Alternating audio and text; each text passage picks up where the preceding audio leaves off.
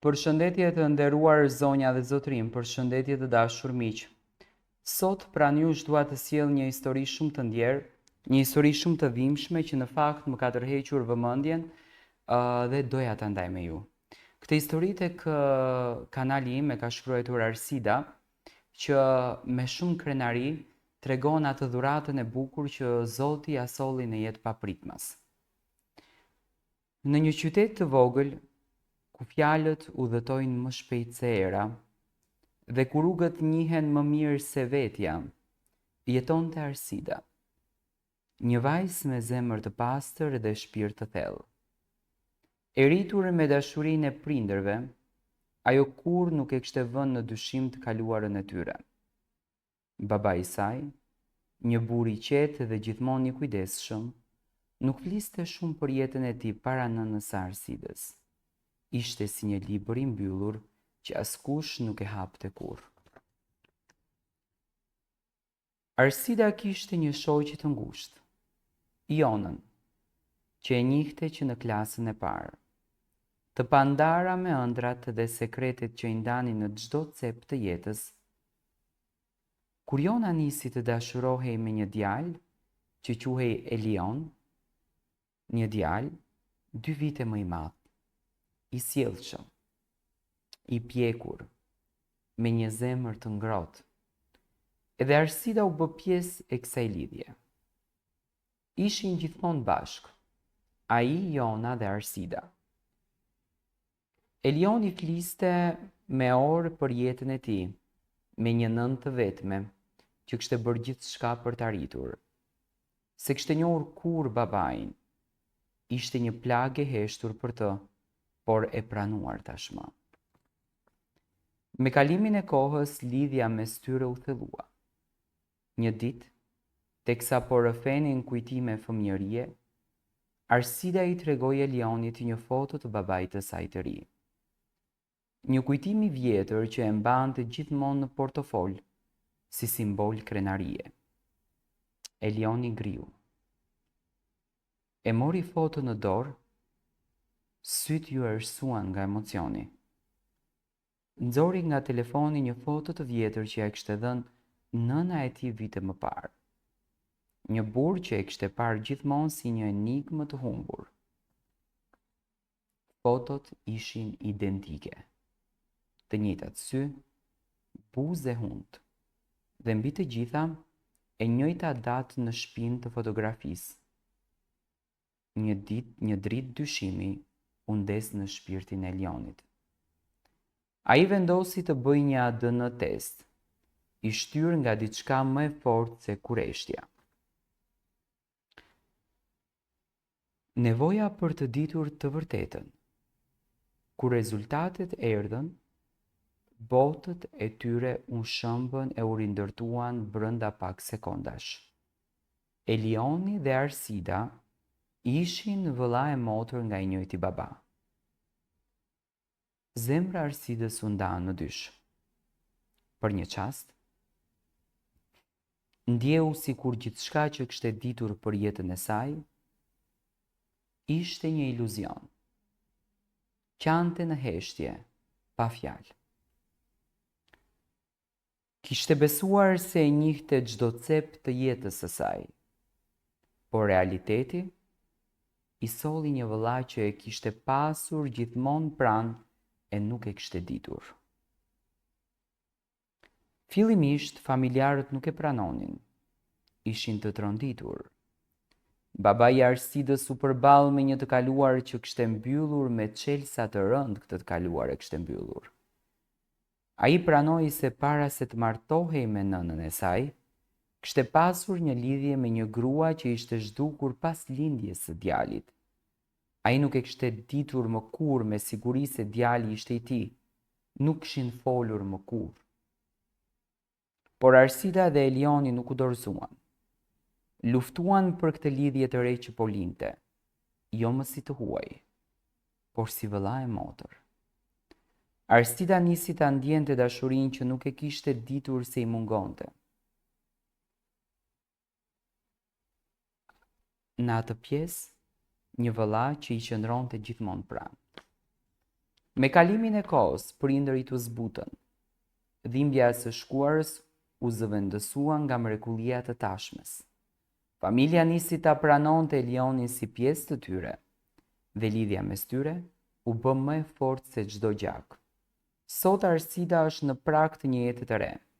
Pas disa vitesh e njohu dashurinë e jetës së saj, dhe këtë vit ajo do të martohet. Elioni, vëllai që Zoti ia solli përmes një rruge të çuditshme, do t'i paguaj dasmën. Ai është bërë mbështetja e saj më e madhe, krahu i djathtë dhe dëshmia që dashuria nuk ka vetëm një formë, ndonjëherë ajo vjen si një dhimbje që kthehet në dritë. Në këtë qytet të vogël njerëzit ende flasin, por këtë herë jo për thashe theme, por për një histori që i ka bërë të gjithë të besojnë se e vërteta, sado e dhimbshme mund të sjellë lumturi, dhe Arsyda me sy të plot shpresë dhe zemrën e shëruar është gati të shkruaj kapitullin e saj të ri, me Elionin pranë saj, jo më si i dashur i shoqes, por si vllau i saj i përjet. Tani, kjo historia më vjen nga Ulqini i bukur. Dhe Arsida ka dashur që ta ndaj këtë histori me të gjithë shqiptarët për të treguar atë mrekulli të madhe që Zoti ja ka bërë. Unë besoj në një gjë që rrallë kur do herë ajo e fshehta që e mbajmë ne në shpirt del në publik. Dhe kështu ishte edhe rasti i Arsidës.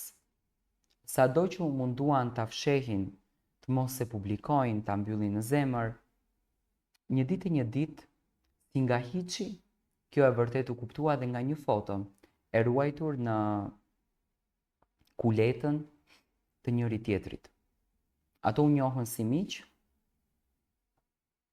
deshi Zoti që ato takohen për shoqen e tyre, e cila krijoi një romancë dashurie, dhe më pas vazhduan ndjenjën e të qenurit një çift shumë i lumtur dhe i bukur. Dhe në këtë rast, Arsida, kjo goca fantastike, e mbështeti përdore Elionin dhe vazhduan rrugtimin. Elioni është nga Shkodra, ndërsa Arsida është nga Ulqini, do me thënë babai i Arsidës ka patur lidhje me një grua shkodrane dikur, që kanë bërë një fëmijë dhe kjo grua nuk ju është bezdisur më në jetë, por thjesht ka rritur fëmijën e saj me të gjithë mundin dhe rastësisht këto kanë gjetur njëri tjetrin. Elioni ka insistuar që së bashku me Arsidën të bëjnë ADN testin për të kuptuar të vërtetën e tyre dhe për të kuptuar si qëndron situata, e kanë bërë ADN testin dhe sot ato të dy me guximin e tyre, me dëshirën e madhe që mos të ndahen sepse janë vëlla dhe motër, ato luftuan dhe ribashkuan këtë familje që ishte përçarë në cepa të shqiptarisë. Dhe babai sot i Arsidës, me patjetër që ndjet i penduar që nuk e ka informuar familjen e tij për këtë histori në jetë, për këtë ngjarje që i ka ndodhur, por një fjalë e Arsidës që në fakt më mbeti në vesh ishte kjo. Patjetër kur unë fola me babin, babi më pati thënë në qoftë se ju ma jepni dorën e mbështetjes dhe thoni që po, ne do të jemi së bashku, unë do ta pranoj me krenarinë më të madhe këtë familje të bukur që u ndërtua dhe sot, babai i Arsidës ka një familje fantastike. Gëzon një familje të mrekullueshme dhe lumturojnë njëri tjetrin.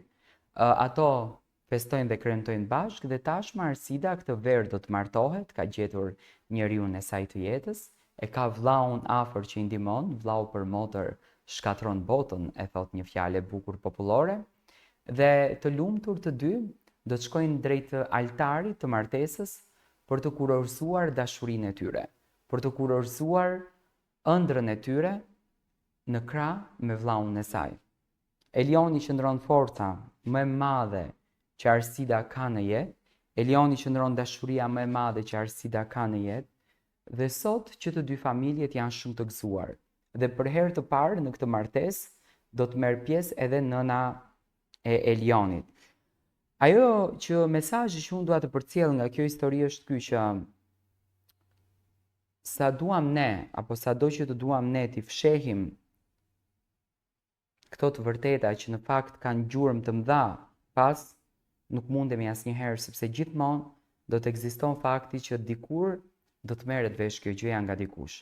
Dhe për këtë gjë, unë kam qenë gjithmonë pro të vërtetës dhe kur në jetë mos mendojmë të mbyllim atë që ne dikur mund ta kemi quajtur një gabim, por në fakt është dhurata më e bukur që i kemi dhënë vetes. Dhe në këtë rast, babai i Arsidës dhe i Elionit sot është shumë i gëzuar sepse ka djalin dhe vajzën pranë. Do të thonë, nga një lidhje shoqërie ndodhi një vëlla dhe motor. Ju tashmë do më pyesni a vazhdon të jetë Elioni në lidhje me shoqen e Arsidës? Po, dhe ato e kanë caktuar dasmën në tetor. Do me thënë, janë një marrëdhënie shumë e bukur dhe shoqëri, por edhe vëlla dhe motor.